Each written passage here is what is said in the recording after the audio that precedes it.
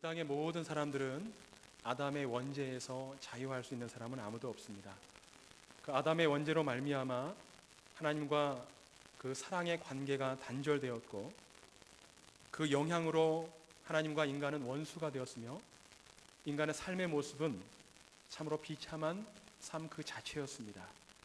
인생의 삶 자체가 슬픔과 고통뿐이었고 소망을 가질 수 없는 그러한 존재들이 바로 하나님과 단절된 삶이었습니다. 이런 소망이 없던 우리들에게 오늘 희망의 말씀을 주십니다. 오늘 22절 말씀에 보면 이제는 이라는 문구에서 알 수 있는 것처럼 과거에는 하나님과 원수되었던 우리들이 이제는 하나님과 화해함으로 변화가 되었다라고 얘기합니다. 그러면 바울은 이 전환점의 중심에 무엇을 삽입하고 있냐면 예수 그리스도의 피 흘림이 있었다라고 20절 말씀에 이야기하고 있습니다. 그런데 22절에 이 피 흘림이 육체의 죽음으로 바꾸어 설명하고 있습니다. 그 당시 골로새 교회에 영지주의 이단 사상이 많이 팽배해 있었습니다.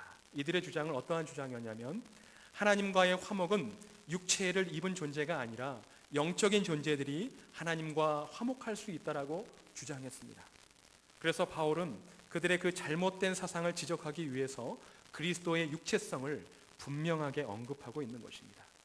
이렇게 예수 그리스도의 육체로 죽음으로 말미암아 예수를 믿고 나아가는 자들에게는 이제 자유할 수 있도록 하셨습니다. 또한 거룩하고 흠이 없고 책망할 것이 없는 모습으로 하나님 앞에 설 수 있도록 하셨습니다. 그래서 우리는 예수 그리스도의 그 죽으심이 없이 우리는 예수를 믿을 수 없고 또한 자유할 수 없다라는 것입니다. 또한 예수 그리스도의 죽으심이 있었기에 우리는 거룩하여지고 흠이 없고 책망할 것이 없는 모습으로 하나님 앞에 담대하게 담력을 가지고 나아갈 수 있는 것입니다. 여러분, 율법은 무엇입니까? 율법은 강제성을 의미합니다. 그대로 지키면 복을 받고 그것을 지키지 못하면 저주를 받게 됩니다. 하지만 이 땅에 어떠한 사람도 어느 누구도 이 율법을 지킬 수 있는 사람은 아무도 없습니다. 그래서 인간은 율법 아래서 벗어날 수 없기에 결국 진노의 대상이었습니다. 이 문제를 해결할 수 있는 키는 오직 예수 그리스도 뿐이셨습니다. 그분이 우리가 지키지 못해 받아야 하는 그 진노의 대신 우리가 예수 그리스도께서 우리가 짊어져야 할 그 진노의 대상을 예수께서 친히 십자가에서 짊어지시고 우리를 위해서 죽으셨기 때문에 우리가 그 율법의 처벌에서 이제는 완전히 해방될 수 있습니다. 여기서 완전히 해방되었다고 해서 율법과 상관없는 것이 아닙니다. 율법은 하나님의 말씀입니다. 자유를 누리는 그리스도인들은 율법을 지켜야만 합니다. 그런데 예수를 알기 전에는 율법 안에서 우리가 매여서 또한 율법의 노예가 되어 살아갔지만 이제는 율법을 지키면서도 자유함을 누릴 수 있습니다. 우리는 연약한 존재에게 하나님 앞에 의지하고 하나님을 바라볼 수 있는 대상, 바로 예수 그리스도가 있기 때문에 그런 것입니다. 그래서 우리는 더 이상 율법에 매이지 않습니다. 자유합니다. 로마서 6장 13절 말씀에 또한 너희 지체를 불의의 병기로 죄에 들이지 말고 오직 너희 자신을 죽은 자 가운데서 다시 산 자같이 하나님께 드리며 너희 지체를 의의 병기로 하나님께 드리라. 이렇게 우리가 과거에는 불의의 병기로 우리의 삶이 죄에 내어놓았던 그런 삶이었다면 이제는 하나님 앞에 드리고 너희 지체를 의의 병기로 하나님 앞에 드리라라고 얘기합니다.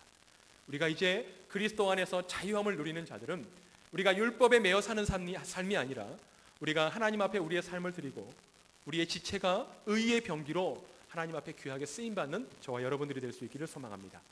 두 번째로 그리스도인들은 무익한 그 외적인 것들에 대해서 자유할 수 있습니다.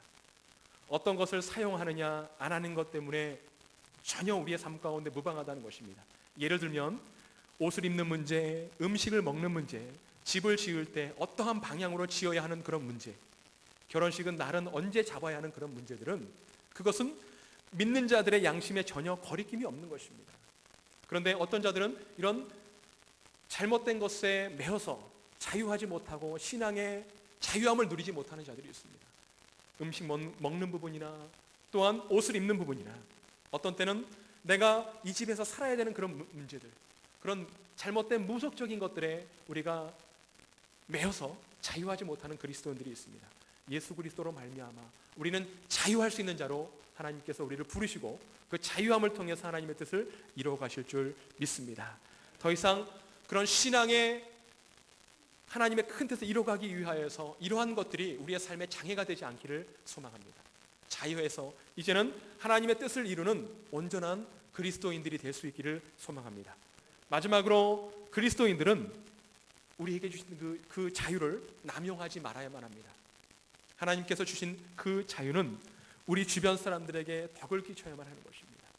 하나님이 나에게 주신 그리스도 안에서 주신 자유를 나만을 누리는 것이 아니라 나와 함께하는 자들과 더불어 느끼고 공감하는 것이기에 그것이 내가 지나치게 나의 자유를 우리 주변의 많은 곳에 강조하게 되어지면 덕을 끼치지 못하는 경우들이 있습니다. 그래서 우리에게 주신 그 자유를 지나치게 남용해서 교회에 유익을 주지 못하고 우리 주변 사람들에게 오해를 불러일으키는 그런 일들은 우리 가운데 없어야 할 것입니다. 우리가 살아가고 있는 그 환경은 많은 관습과 문화적 환경에서 벗어날 수 없습니다. 구원과 아무 상관이 없어도 어떤 면에서는 덕을 세우기 위해서 이러한 간섭들과 문화적 환경 가운데 그리스도인들이 적응해 나아갈 때가 있습니다. 그렇다고 그 문화와 그 관습에 타협하라는 것이 아니라 그리스도인들의 모습이 그 문화와 그런 환경 가운데에서도 하나님의 말씀, 진리가 손상되지 않는 범위 내에서 하나님이 주신 그 큰 뜻을 이루어가야 한다는 것입니다. 사랑하는 성도 여러분, 우리에게 예수 그리스도로 말미암아 이제는 자유할 수 있는 우리의 신앙의 자유뿐만 아니라 우리의 삶 가운데에서 누리는 모든 것 안에서 자유할 수 있도록 우리에게 은혜를 주셨습니다. 그 자유를 누릴 수 있는 은혜도 주셨고 또한 그것을 누리되 이 땅 가운데서 하나님 나라를 위해 덕을 끼치기 위해 유익된 것을 향해서 누릴 수 있도록 주신 것입니다. 무턱대고 나에게 주신 것이기에 누린 것이 아니라 우리 주변에 많은 사람들을 세워가는 일에 하나님 나라의 영광된 일에 저와 여러분들이 이런 하나님의 자유를 풍성하게 누리시는 저와 여러분들이 될 수 있기를 소망합니다. 그래서 하나님 나라를 위해서 귀하고 값지게 쓰임받고 또한 이 시대에 귀한 일꾼을 찾고 있는 이 시대에 하나님이 원하는 일꾼, 하나님이 기뻐하신 일꾼으로 쓰임받는 저와 여러분들이 될 수 있기를 소망합니다.